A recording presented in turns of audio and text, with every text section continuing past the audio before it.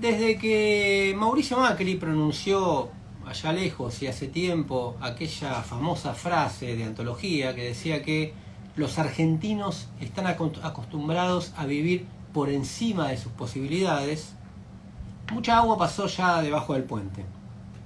La premisa de Macri era que había que bajar el nivel de vida de las mayorías, había que adecuarlo, pongo comillas, a las verdaderas posibilidades, mediante, obviamente, un clásico, un aumento de tarifas, más flexibilización laboral, menos sindicatos, menos salarios, menos gasto público, etc.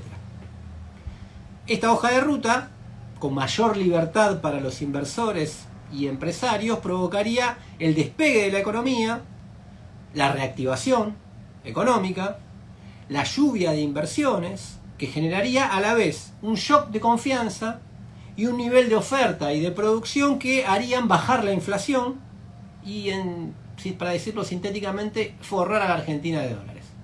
Esa era la utopía que planteaba el macrismo y que Macri concentraba en esta frase. Bueno, veamos qué pasó en estos 7, 8 años. Efectivamente se recortaron las jubilaciones y la asignación universal por hijo, tanto como los salarios. Entre 2015 y 2022 los trabajadores y trabajadoras formales acumularon una pérdida del 23,2% en su poder adquisitivo.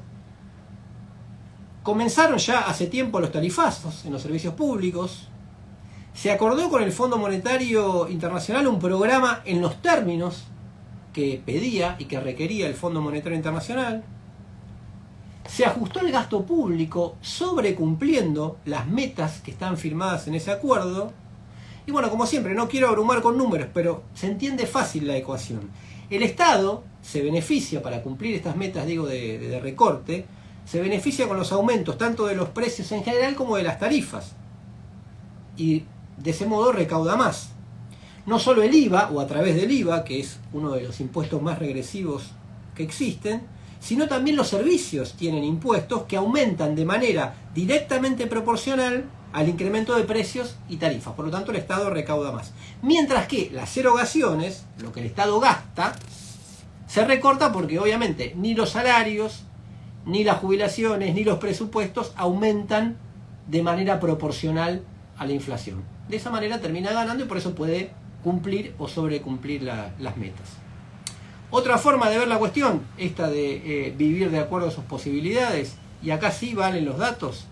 Por ejemplo, tomando el parámetro de las canastas elaboradas por el INDEC, las personas que no pueden cubrir las necesidades básicas pasaron del 28,6% de la población en 2017 al 36,5% en 2022.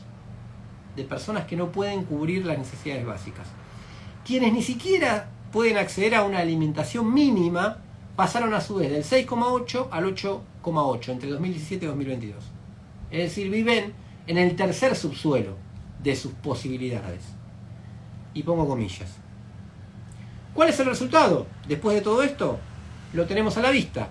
Igualmente tenemos una inflación cercana al 100%, las arcas del Banco Central al borde de un ataque de nervios todos los días porque tiene que vender y desprenderse de los dólares que no tiene, y una economía que está entre el estancamiento y la recesión. Pablo apuntaba que creció, pero que viene en un lento retroceso.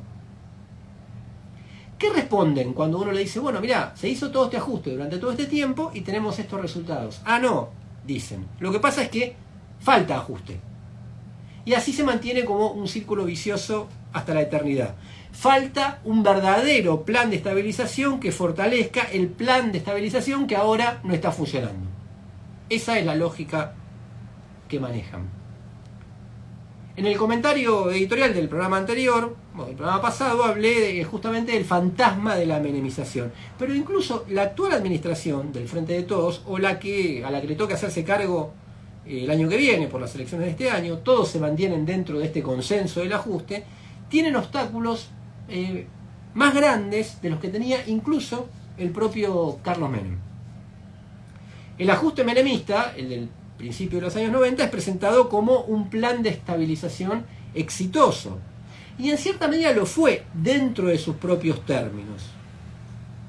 al costo de, como se decía en esa época, rematar la joya de la abuela, endeudar salvajemente al país y avanzar sobre los derechos estructurales de los trabajadores y trabajadoras, bueno, Menem logró en algún momento domar la inflación y cierta expansión económica por algunos años. Subrayo expansión, que es distinto y muchas veces contrario a desarrollo, pero eso será para otra discusión.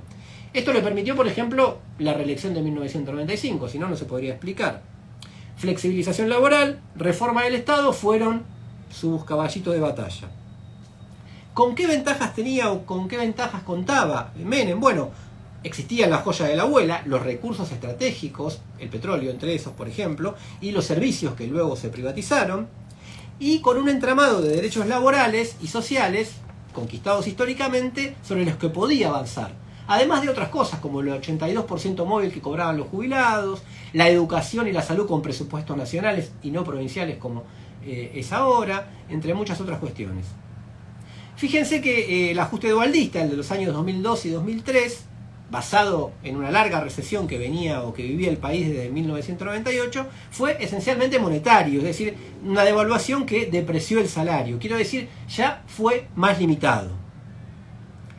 Hoy, en una Argentina partida, dividida, con salarios pulverizados y muchas conquistas perdidas, el 40% de pobreza, que ronda ese número, 35% de informalidad laboral, hay mucho menos margen en la ley de los grandes números para el ajuste que todos pregonan y nadie reúne las condiciones para hacerlo efectivo. Obvio, existe un entramado sindical importante, organizaciones sociales, pero en un país mucho más latinoamericanizado, que es como se dice ahora. Y hay mucho menos margen. ¿Por qué razón? Bueno, siempre se puede estar peor, pero las consecuencias sociales de un ajuste de este tipo serían de una gravedad extrema y las posibles consecuencias políticas, algunas las estamos viendo, imprevisibles. Esta contradicción es la que transforma a la larga o a la corta a todos en moderados, aplicadores de un ajuste cada vez más crónico, que agravia demasiado a las mayorías y nunca alcanza para despegar la economía.